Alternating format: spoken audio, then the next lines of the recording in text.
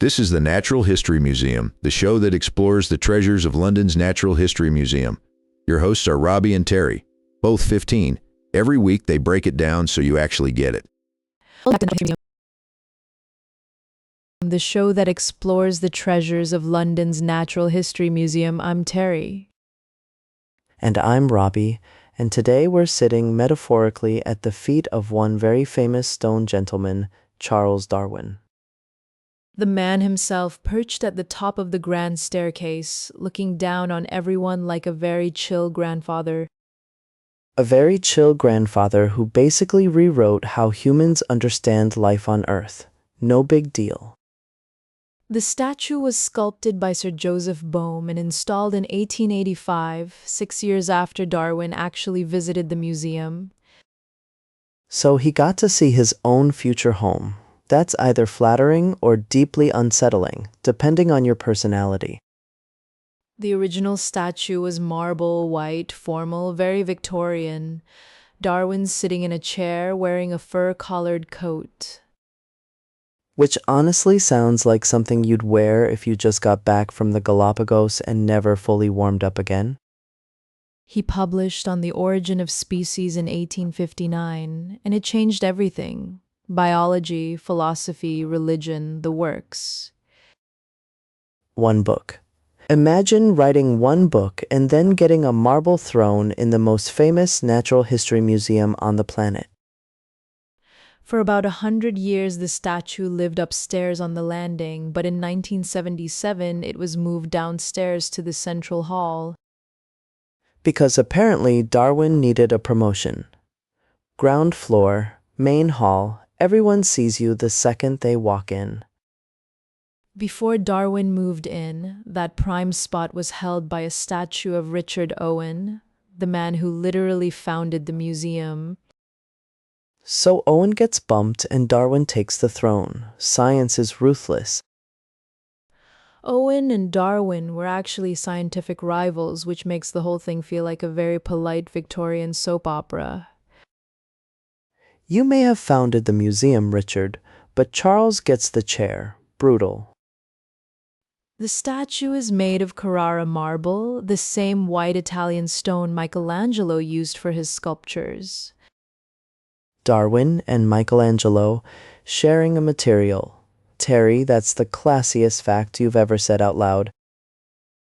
I have my moments. Darwin himself died in 1882, so he never saw where the statue ended up landing permanently. He'd probably be pretty chuffed, though, or completely mortified. He was famously modest about his own fame.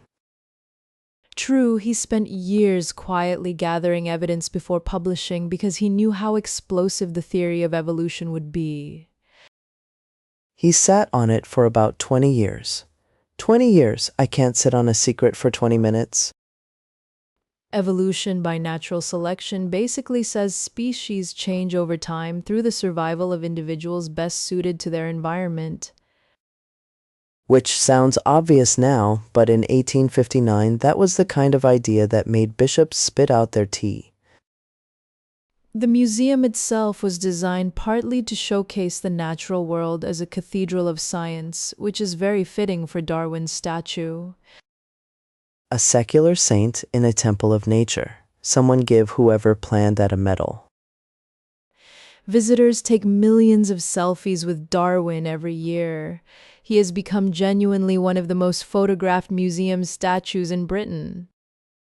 Imagine spending your life studying barnacles and finches and ending up as the backdrop of someone's holiday Instagram. Incredible. He did spend 8 years studying barnacles, by the way. 8 full years. That is some serious dedication to a very small creature. 8 years of barnacles. I complain when homework takes 40 minutes. In recent years, there have been public debates about statues of historical figures, and Darwin's statue came up in some of those conversations. His science has been misused by some pretty awful ideologies over history, eugenics, social Darwinism, none of which Darwin actually supported. Right. It's worth separating what Darwin actually wrote from how some people twisted his ideas long after his death. The museum has been pretty clear that Darwin's legacy in science is distinct from the harmful movements that misappropriated his name. The statue staying in place reflects a judgment that his contribution to human knowledge is genuinely foundational and worth honoring. And honestly, standing under it and looking up, it's hard not to feel something. It's a powerful bit of marble. There's something moving about a building full of fossils and specimens having a statue of the man who explained why they all matter. Evolution, extinction, adaptation. Darwin gave us the language to read everything else in that museum like a story. If you visit, look for the small details, his thoughtful expression, the relaxed posture, the coat. Bohm really captured something human about him. A genius who looked tired and curious at the same time. Very relatable energy for a Thursday afternoon. Next time you're in the central hall, take a second before the dinosaurs and the blue whale pull you away. Give Darwin a nod. He earned it, and then some. See you next week on the Natural History Museum.